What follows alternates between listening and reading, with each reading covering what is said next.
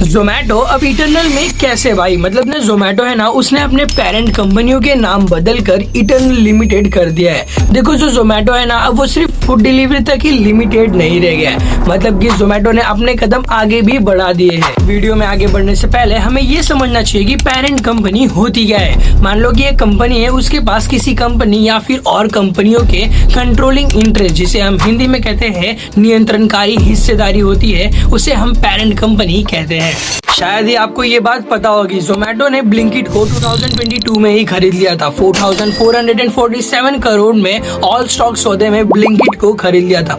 जोमेटो ने जैसे ही ब्लिंकिट और कई सारे अलग बिजनेस का एक्विजिशन किया, अधिग्रहण किया, अगर हम इसे बिजनेस की भाषा में कहें तो मान लो कि खरीद लिया, ठीक है। इसे खरीदने के बाद ना जोमेटो एक मल्टी ब्रांड कंपनी बन गई, और ये जो चेंजेस किया गया था ना, वो कंपनी और उसके ब्रांड नेम में डिफरेंस पता लगाने के लिए किया गया था। देखो जो ऐप है और उसकी जो ब्रांडिंग है ना, वो रिमेन ही सेम रहेंगे, मतलब उनका नाम सेम रहेगा, सब चीज सेम रहेगी, लेकिन जो पेरेंट कंपनी है ना, उनका नाम बदल कर इटरनल कर दिया जाएगा। पहले हम लॉन्ग टर्म विजन के बारे में समझते हैं। अब दरअसल कंपनी के जो सीईओ दीपेंद्र गोयल है, उन्होंने कहा कि ये जो चेंजेस है ना, वो कंपनी के लॉन्ग टर्म विजन का एक हिस्सा है। जिस दिन मतलब जोमेटो के परे कुछ कंपनियों का भविष्य में इंपॉर्टेंस हो जाएगा ना, उस दिन जोमेटो का नाम बदल कर इटरनल कर दिया जाएगा। अब हम जानते हैं कि मतलब कि जो चेंजेस है उसका क्या मतलब है। देखो कस्टमर के लिए ये कोई भी चेंज नहीं है, ये सब रिमेन सेम रहेगा। मतलब कि जो ऐप है, जो सर्विस है, वो कस्टमर के लिए रिमेन सेम रहेगी। ब्रांड और मतलब जो पहले जैसी सर्विस थी वैसे ही रहेगी, कोई चेंजेस नहीं होगा कस्टमर के लिए, ठीक है।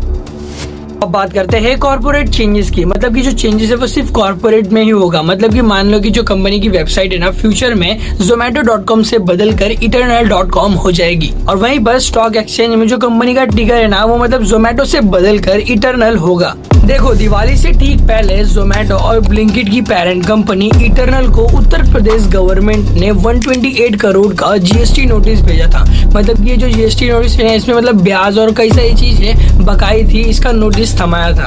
तो ये नोटिस है ना, वो लखनऊ के डिप्टी कमिश्नर और वहीं पर स्टेट टैक्स ऑफिसर ने भेजा था। आपको पता है इसमें मतलब क्या एग्जाम लगा गया था? मतलब कि ना अप्रैल 2023 से लेकर मार्च 2024 तक आउटपुट टैक्स का कम पेमेंट करना और वहीं पर इनपुट टैक्स क्रेडिट का गलत इस्तेमाल करने का आरोप लगाया गया था। इटरनल फिलहाल मतलब कि जोमेटो, ब्लिंकिट और वहीं पर हाइपर प्योर जैसे कंपनी की ब्रांड की मालिक है। वहीं पर आपको पता है मतलब कि ये किस सर्विस से जुड़ी है, फूड डिलीवरी, वहीं पर ग्रोसरी डिलीवरी, और देखा जाए तो सप्लाई चेन के साथ काम करती है। जोमेटो और इटरनल के बारे में तो आपको पता ही चल गया रहेगा। लाइक और सब्सक्राइब जरूर करना, हर दिन कुछ नया जानेंगे, वो भी कम समय में।